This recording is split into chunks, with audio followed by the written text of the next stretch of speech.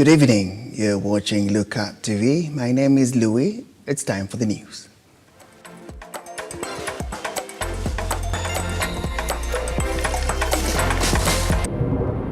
On Lookup News tonight. Being day one, there have been few cobwebs here and there, but everything is going to be in place, and that is what we want to see. KCP is on, and the first grade 6 exams too. Emotions run high as bodies of 3 Kenyan ladies allegedly killed in Saudi arrive. The High Court suspends directive that lifted ban on GMO. And if you're hoping to see the IEBC commissioners on the dock today, they were not there.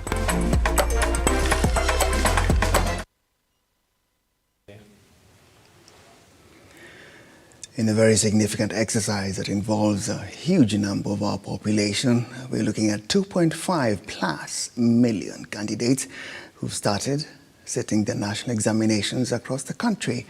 And various government officials are presiding over the whole process, starting with handing over materials for the different counties. Can you follow the report?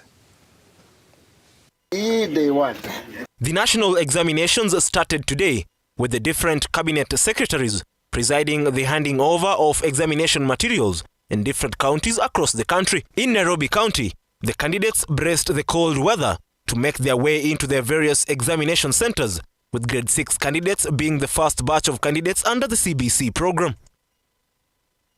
In Embu County, at least 28,000 candidates began the examinations across the 5 sub-counties, 13,000 being Class 8 candidates, while at least 15,000 being grade 6 candidates. Kishia nyinyi traditional ama kwa kawaida tunakuwa na standby, tuko na gari za security ambazo kawaida mtihani lazima ibebwe na gari ya serikali, na tumepanga basi za shule ambazo zinasaidia. We are pairing up shule zile zote zinaenda barabara moja, walimu wanaingia shule bus moja, lakini pia tuko na magari yetu ya serikali ile ambayo tumekuwa tukitumia kwa kazi nyingine. We did what we are calling the mapping out ya zile shule zote ambazo zinaweza kuwa na shida ya chakula, na tumekuwa na wafadhili ambao wamekuwa wamejitokeza wanasaidia. In Kajiado County, Health Cabinet Secretary Susan Nakumisha led the handing over process, assuring parents that the government will provide sufficient food and security for the candidates. Began not really on time, but in time. And I have talked to the officers who are going to the ground. We have a multi-agency officers. We have security personnel.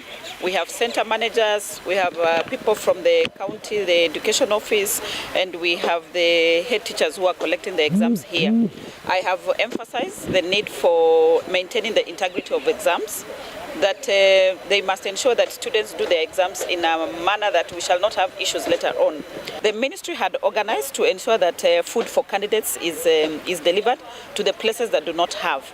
Elsewhere in Garissa County, at least 17,000 candidates sat for the exams today, with the County Commissioner Boaz Cherutich assuring the candidates and parents that exam papers will get to all parts of the county, despite the challenges encountered. We have made arrangements to ensure that all centers are secured, and that's why we have the members of the County Security Committee here. The County Police Commander is here. He has briefed his officers. We are going to use choppers in areas where getting access is a challenge because of the rains and other security challenges. In Kisii County, the distribution of exam materials went on smoothly, without any hitches, with stakeholders urged to ensure everything goes on smoothly. This is an approach which is formally, we have the support of the county. All government arms are working to give us the security we need. We also have other officers who are helping. We have the county director here for TSC. We have the county director here for education. And ours is to make sure that everything is going on as smoothly as possible. At Lookuptv, we wish all the candidates the very best in their examinations.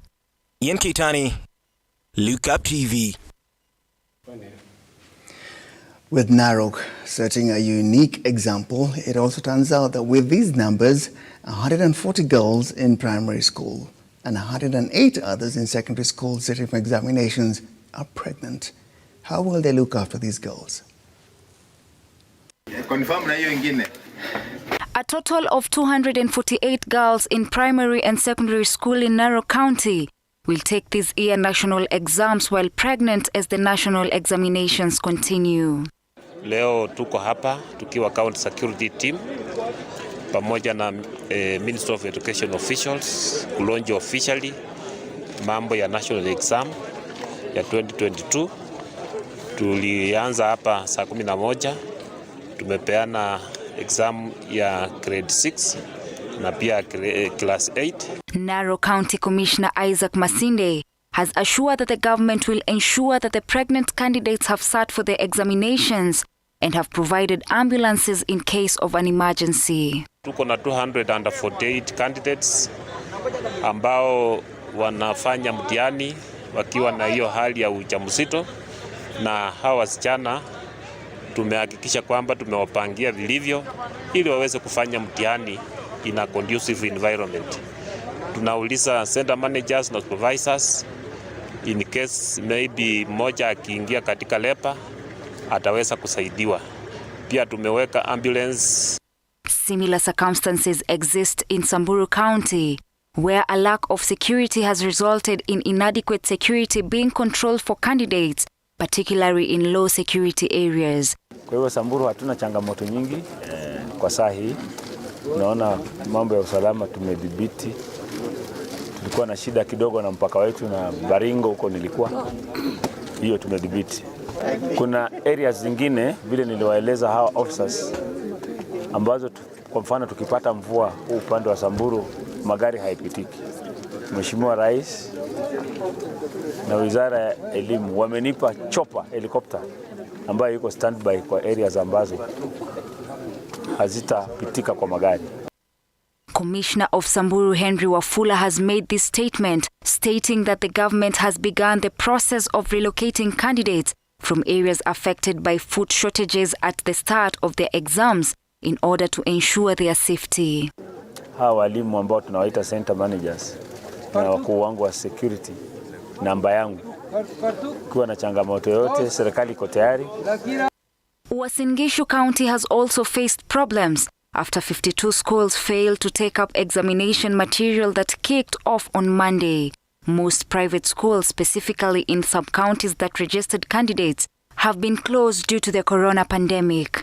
As stated by Early Learning and Basic Education Principal Secretary Julius Juan, who presided over distribution of examination materials for Tabo sub-county. For KIPSEA, that is for the grade 6 exams that have not been picked. It is because the registration for KIPSEA exams took place when we were in grade 3, because we started doing the formative assessment from grade 3 progressively. And so their papers were prepared, but during COVID, most of these schools closed down. They were all private. I've checked at the centers, some of them have 6, some of them have 5. Grace Mureithi, Lookuptv.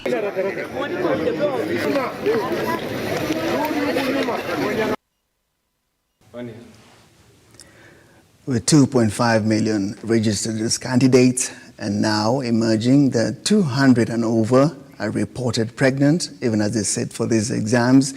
And there are those who are giving us concerns because of insecurity where they sit the exams, and even as these issues are being addressed, we now find that police in Embu, about there, had to arrest students who are found in the nightclub partying, 28 of them, even as we talk about the exams starting today.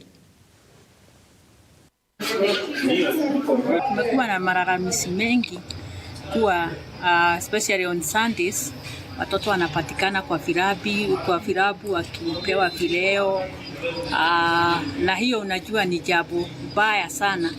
So leo it was just a fact finding mission, na for sure tumedhibitisha ile watu wa wananchi walikuwa wamekuwa kilalamika ni kweli. Tumeweza kupata watoto wakiwa katika hizo bar ambazo ni night clubs.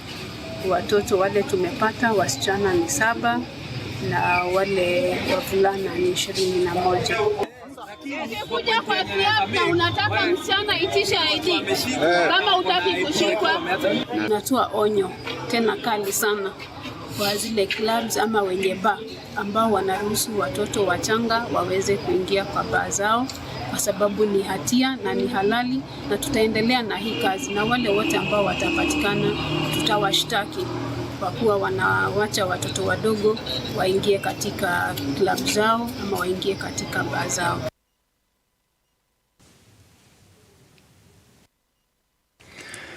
Following a significant argument that is still going on in very many quarters, the High Court today stopped the government from the importation of genetically modified food and crops. Lady Justice Mugure Tande gave the injunction following a petition filed by the Kenya Peasants League challenging the government's decision to import GMO, arguing they pose a health hazard. The importation has been temporarily halted, and we await a hearing and determination of the matter on the 15th of December. The debate on the importation of genetically modified crops and food in the country has been taking center stage, and now the exercise that has elicited debate in the country from both the political and social arena ended in the corridors of justice, where it has been halted temporarily, waiting for the determination of the case. The Kenya Peasants League filed a petition against state law and the Cabinet Secretary Ministry of Agriculture, Livestock and Fisheries, opposing the importation, cultivation and consumption of GMO crops and food in the country. The league members argued that GMO poses a deadly health hazard, particularly to the poor and those of low income. The ruling reads, and I quote, "This honorable court is pleased to issue an injunctive or conservatory order prohibiting the respondents, either by themselves or their agents or other person under their instructions, from gazetting or acting upon the contents of dispatch from the cabinet authored by the Executive Office of the President of Kenya." The court also issued an injunctive order prohibiting the respondents, either by themselves, their agents or other persons acting under their instructions, from permitting the importation of the GMO crops and food in the country. In their petition, the Kenya Peasants League argued that GMOs, if permitted into the country, will gravely affect their farming as peasants, thereby affecting their productivity and sustainability. The GMOs have negative and even fatal health effects, and as such might affect the petitioner and the rights of the general public to enjoy healthy food products and to enjoy their right to life. By failing to grant the petitioners and the members of the public an opportunity to participate in the decision making in connection with lifting or otherwise of the ban of GMOs, the respondents thwarted the petitioner's right to be heard, fair administrative action, and the principles of good governance under Article 10 of the Constitution. That the right of consumer protection is most likely to be threatened should the GMOs be imported in the circumstances herein, as the Kenyan consumers have not been informed sufficiently on the issue of GMOs. The ruling comes at a time when the government is divided on the importation of GMO crops in the country, with CS Agriculture Mithika Linturi distancing himself from the rhetorics of his trade counterpart. I am not aware of what Kuria sent, and I don't take what I find on social media as anything that is worth responding to, because I am the custodian of the statistics on how much food we require in this country, how much food we consume every day. So I don't want to get into that space. And right now, I have, with my technical people, I've worked on all the deficits in terms of maize, in terms of beans, in terms of rice, whatever is required of the country to ensure that immediately after this harvest, we do not lack food. Linturi also dismissed the health concerns raised by different factions on GMOs. So, Cabinet has pronounced itself on the position of GMO. So it's not something we can discuss. So if there will be need to bring GMO maize, we will do it, because the Cabinet has decided that we must lift the ban. But remember, even if we were to get there are certain protocols that guide use our importation of GMO. Who is it that can be able to tell us where or which channel, where is it that there has been linked, any cancer case has been linked to consumption of a GMO. Let us be honest with one another, and let us not fall into this story of politicians out there who have nothing else to do but make a lot of noise because... The ban on the genetically modified organisms importation was effected on 18th of November 2012 and lifted by President William Ruto last month, October 3rd. Brian Amwai, Lookuptv, Nairobi. A short break now. I'll be back with more news.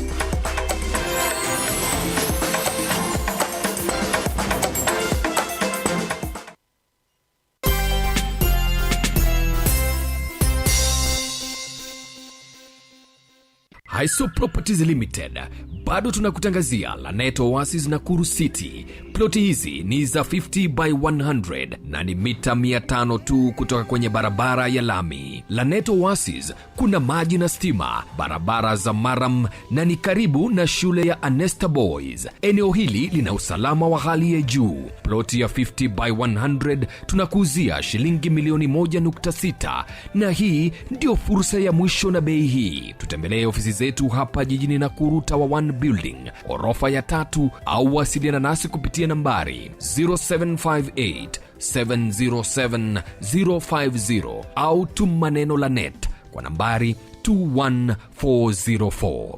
Hiso Properties Limited, a culture of trusts. Vera Beauty and Fashion College is focused on being the leading technical and vocational training institute in the region. Our team possesses in-depth knowledge and extensive experience in the industry, offering thorough training in cosmetology, hairdressing, interior design, creative arts, training of trainers, nail technology, and fashion design. With branches in Nairobi, Thika, Meru, Eldoret, and now in Mombasa, our courses ensure that learners are completely equipped with knowledge, competency, and employability skills. Enroll today to be a part of a center of excellence.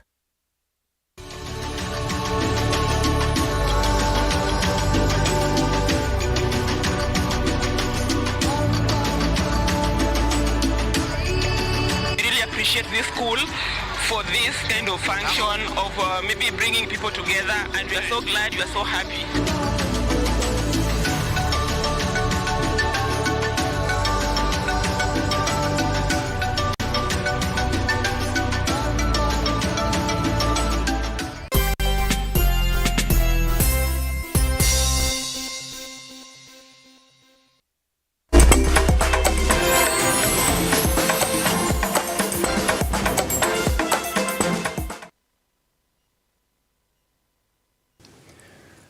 The remains of Mercy Mbula from Kangundo, Jacqueline Muthoni from Imenti South, and Lucky Kea from Twapa have arrived in the country at the Jomo Kenyatta International Airport this morning.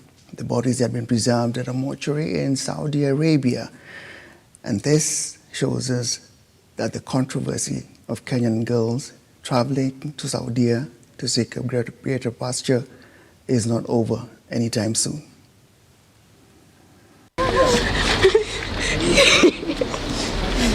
On Monday morning, it was an uneasing pain at the Jomo Kenyatta International Airport after 3 dead bodies arrived from Saudi Arabia.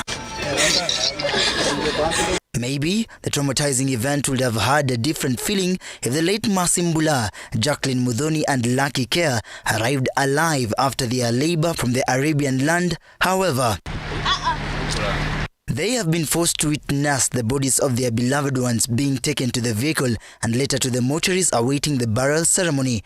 According to Mweni, Mbula's cousin, she was burnt by acid with a friend in October 4th before she met her death. Hatujapata haki ya mtoto wetu, lakini tulijulishwa kwamba mwenye ameua Mercy Sheila ni mwana Kenya mwenzake na ako kwa mikono ya serikali ya Saudi Arabia. Justice that will ease the prevailing pain penetrating through their hearts. Ni pigo kubwa kukuta bandara ya Turundi akiwa hai, amerundi akiwa katika geneza, ni pigo kubwa kwa sisi kama familia.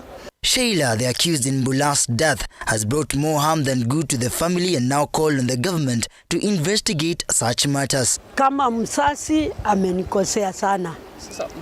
Kwa hivyo serikali ichukue hatua juu ya huyu msichana. Ana roho ya mtu. Kuna wasichana wengi wamekufa. Serikali ichukue jukumu ya kutumana, ichunguze ni nini inaendelea. Wasichana wetu na watoto wetu wasikue wanakufa. Wakipeleka watoto wetu wahakikishe wanaturundia wakiwa hai, sio katika mageneza kama vile tumeshuhudia leo. On the other hand, the bereaved Lucky Care's family who worked in Saudi Arabia for 4 years state that Care had never complained of anything that will incite problems, even in their last phone conversation. Mara ya mwisho aliwasiliana na dadangu, aliongea kuanzia saa 8 mpaka saa 8:30 usiku. Dadangu hakuongea shida yoyote ya kwamba ni mgonjwa. Akamuuliza dadake, "Mishi kwani umelala?" Akamwambia, "Mimi bado sijalala lakini sasa ndo nataka kulala." Akamwambia, "Mimi hapa nilipo nina raha, naosha vyombo na mwenzangu hapa, hata nimechill." Akamwambia ipo. Basi akapiga story na Mishi hivi, alipomaliza Mishi akamwambia, "Poa basi, usiku mwema." Last words, there was an end to their daughter. Asubuhi saa 12 sisi tunaambiwa kifo cha Lucia mwenyewe, hatukujua chanzo wala mwisho. Kwa sababu hakusema yuaumwa na mahali popote, hata amesema yuko na raha, yuaosha vyombo. Among the 3 bodies lay the body of Jacqueline Muthoni, who went to Saudi for the same course. The families have shown gratitude to Sonko rescue team that enabled the bodies reach the country, as making a call for the government to intervene.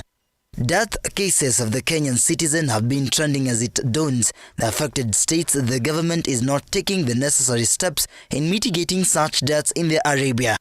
But the big question now is, when shall the pain of losing loved ones in the Gulf come to an end? Moses Okech, Lookuptv.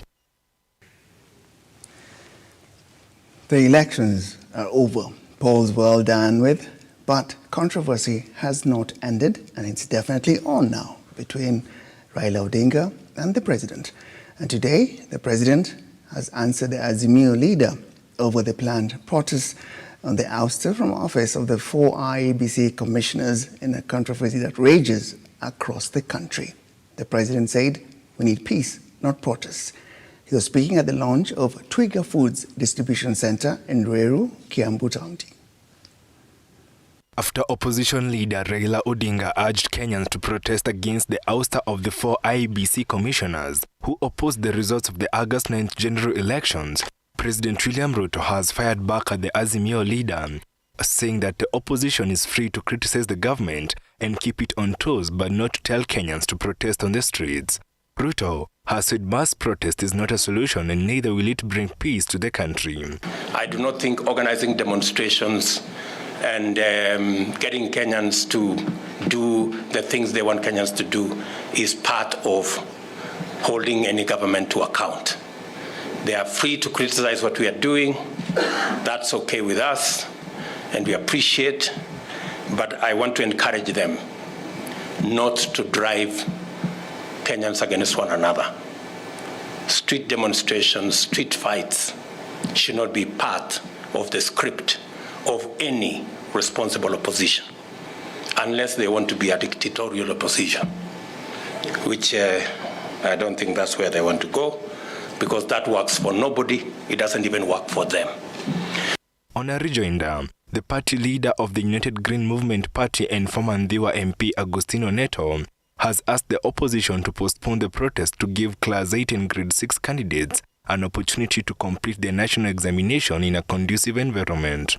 Ndio sababu tumekuja hapa kama chama kuwaomba wale viongozi wa Azimio Coalition ya kwamba yairishe ile kuongea kwao na wananchi kuhusu makamishna wa IBC, kwa sababu tungependelea kwamba wanafunzi wetu wapewe nafasi ya kufanya mitihani kwa wakati ambao kuna amani na ambao hakuna shida kwa sehemu yote ya nchi. Na tumesema ya kwamba ni vizuri na ni haki ya kikatiba kufanya maandamano, kuongea kuhusu maneno ambayo yanaendelea nchini, lakini tumesema ya kwamba wangoje kidogo mpaka wanafunzi wetu wamalize mitihani. Hiyo ndio ilikuwa ujumbe wetu kwa leo kwa wanahabari. Asanteni sana. Earlier, President William Ruto joined former President Uhuru Kenyatta at the 3rd Congo National Peace Conference in Nairobi, where they emphasized on the importance of peace in the region. Indeed, having been to Goma and listened to stories of the suffering that people have gone through for so long, I am more convinced that no effort should be spared in bringing peace and stability to the eastern side of the Democratic Republic of Congo. You may wish to know that my predecessor, President Uhuru Kenyatta here, and myself were on different sides of the political contest 2 months ago. And the competition was stiff. But after the election, I met His Excellency the President. I looked at him in the eye and I told him, Mr. President, you have started a very important process in EAC. I would want you to continue that process. Edwin John Mukora, Lookuptv. The trigger for this latest controversy politically is from the IEBC Infamous 4, and today the Vice Chairperson, Juliana Cherera, and Commissioner Irene Masit failed to appear before the Parliamentary Justice and Legal Affairs Committee to respond to the petition against them.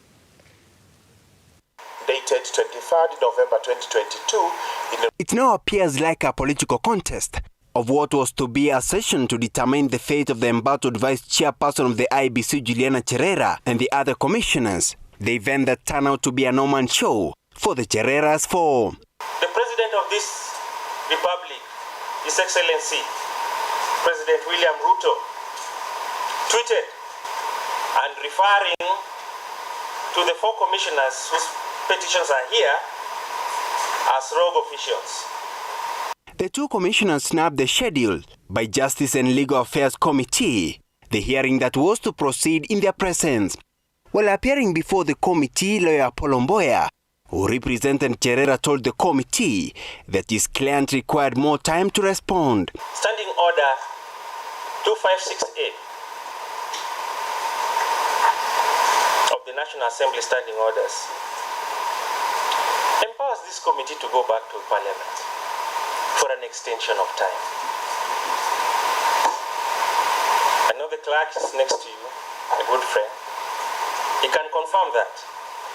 So there is no need to rush. Cherera argued that she has not been given a copy of the recent ruling by the chair of the committee, for the reason the committee gave Cherera up to Tuesday morning to appear before the committee. We ask this committee to please adjourn so that we obtain that. The hearing of this matter is hereby adjourned to tomorrow, the 29th of November 2022 at 8:00 a.m. On his part, Commissioner Irene Masit, through a letter, stated that she will not appear before the committee nor his lawyer, terming the process illegal. While the process was ongoing, members of the Bunge la Mwananchi were protesting outside the parliament in solidarity of the 4 commissioners. This comes as the Azimio One Kenya leader Raila Odinga has announced to hold public rallies starting on Wednesday to engage Kenyans from all parts of the country on the ongoing probe against the 4 officials. Despite the failure of Irene Masit to attend today's hearing, Justice and Legal Affairs Committee have maintained that the hearing will proceed tomorrow for the second and final day. Reporting for Lookuptv from Parliament Building, my name is Shadrach Kareria. In simultaneous political disrepute and unrest, Meru County has not settled down on their leadership issues. The MCAs still want the governor, Kawira Mwangaza, to leave. Today they attempted to have the public participate in this discussion. However, it did not happen. Tension has been witnessed in Meru County Assembly after a public session to discuss the validity of impeaching the county governor Kawira Mwangaza was disrupted following complaints of unfair treatment of one party. According to the residents, the leaders have failed to amicably talk the way forward and find a smooth way of presenting the issue to the public for discussion. Public participation haijafanywa njia inavyostahili. Nataka kusema Meru County sisi public participation kama impeachment imeenda inastahili irudi. Tukiangalia nyuma yangu hapa ni watu wenye MCS wameweza kuwalipa. Sisi tuko wakaaji na tuko youth.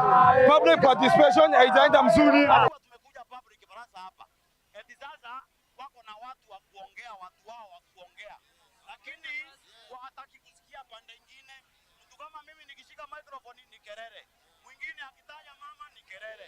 Mimi tunaomba kama ni public baraza iwe ya ukweli, sio kuandika watu huko halafu kuja besa. A Bogeta West member of County Assembly DMK Kiogora submitted a motion to oust Mwangaza last week as the governor is expected to defend her leadership. Move a motion for the impeachment of Honorable Kawira Mwangaza, the governor of Meru County, for 1. Gross violation of the Constitution of Kenya 2010, gross violation of national and county laws, 3. Gross abuse of office, and 4. Gross misconduct. The specific grounds of the motion are organized thematically as outlined in the index below and to elaborated in the ensuing pages of this motion. The evidence in support of the motion is set out in the annexes to the motion. The affidavit presented herewith verifies the accuracy and reliability of the annexes to the motion. The 69 county assembly members are expected to vote on the motion after Governor Mwangaza has defended her cause.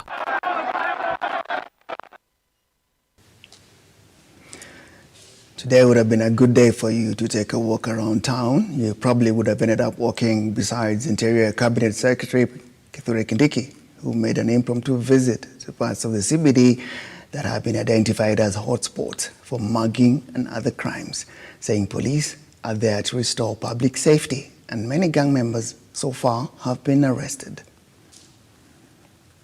We had serious security concerns in our city, especially arising out of criminal gangs that were interrupting the businesses around the city, using firearms and others using knives. And the government decided to take radical measures to restore normalcy. A few days ago, about 2 weeks ago, we started by changing the regional police command in this city. We brought in a new regional police commander. We also deployed security officers across the city in all the areas that were affected by muggings and criminal activities. The reports we have so far is that for the past 1 week, normalcy has returned. We have not had reported crimes, especially around muggings and people being attacked using firearms and knives. And we decided to come and confirm from wananchi if this is true. So we have engaged with the citizens around the streets. They have told us that there is a lot of improvement, and I want to take this opportunity to thank our security forces in this city, to thank the entire government machinery in this city.